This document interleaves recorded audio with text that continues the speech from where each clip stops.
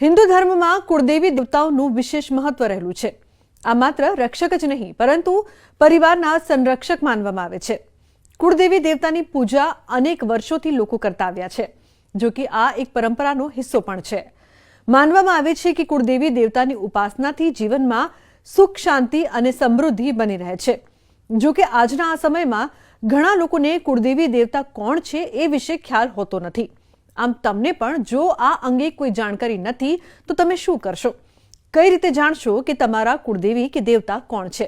ચાલો જાણીએ આ વિશેની મહત્વની જાણકારી અને આ રીતે તમે જાણી શકો છો।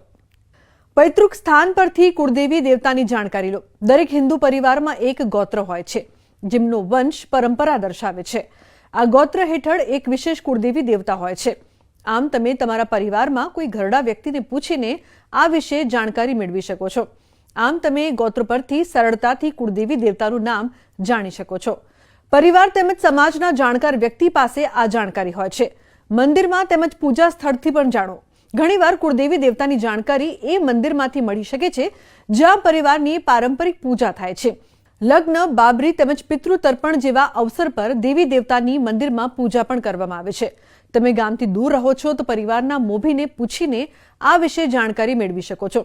આ પ્રકારે તમે સરળતાથી કુળદેવી દેવતા વિશે જાણી શકો છો। કુંડળી પરથી જાણો। જે રીતે આપને જણાવ્યું, તમે કુળદેવી દેવતા વિશેની જાણકારી જો નથી જાણી શકતા તો જન્મ કુંડળી પરથી પણ જાણી શકો છો। કુંડળીમાં રહેલ ખાસ ભાવ, નક્ષત્ર અને ગ્રહોની સ્થિતિ તમારા કુળ તેમજ ઇષ્ટ દેવતા તરફ ઇશારો કરે છે। આ માટે કોઈ પણ અનુભવી તેમજ જ્ઞાની જ્યોતિષાચાર્યનો સંપર્ક કરીને તમે આ વિશે જાણકારી મેળવી શકો છો। કુળદેવી દેવતાની પૂજા કરવાથી થતા લાભ। કુળદેવી દેવતા માત્ર પારિવારિક પરંપરાનો હિસ્સો નથી પરંતુ આપણા વંશ અને જીવનના રક્ષક પણ હોય છે।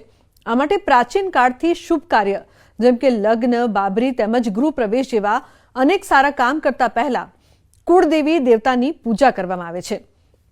એવું માનવામાં આવે છે કે કુળદેવી દેવતાની પૂજા કરવાથી પિતૃદોષમાંથી મુક્તિ પણ મળે છે। કુલાનામ વૃદ્ધયે ચૈવ કુલદેવીમ પ્રપૂજયેત। કુળની વૃદ્ધિ હેતુ આપણે કુળદેવીની નિત્ય સેવા પૂજા કરવી જોઈએ।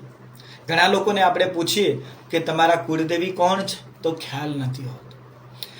આપણા બાપ દાદાઓ જેને વર્ષોથી પૂજતા આવ્યા છે, જેનાથી આપણી કુળ સતત અને દિન પ્રતિદિન વૃદ્ધિ થઈ રહ્યો છે, એ કુળદેવીની જ કૃપા છે। જે લોકોને કુળદેવીનો ખ્યાલ ન હોય એને ગોત્ર, એનું જે મૂળ વતન હોય, વડીલો હોય એને પૂછે તો અવશ્ય એને પોતાના કુળદેવીનો ખ્યાલ આવે છે।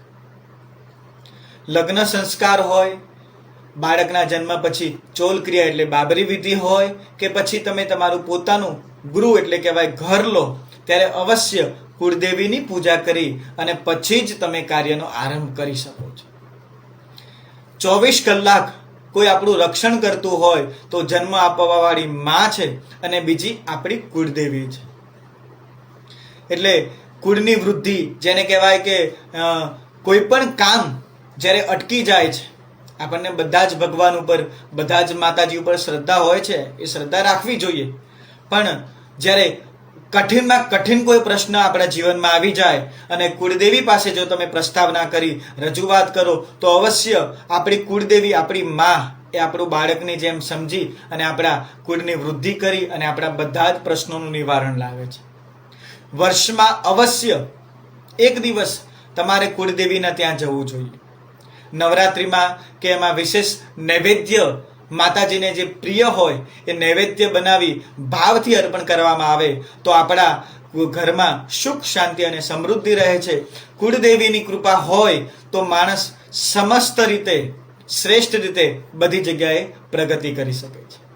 તો આજના અમારા આ અહેવાલમાં બસ આટલું। ફરી મળીશું એક નવી અને મહત્વપૂર્ણ જાણકારીની સાથે, પરંતુ આ વિડીયોને આપ ખાસ લાઈક કરજો અને વધુમાં વધુ શેર પણ કરજો।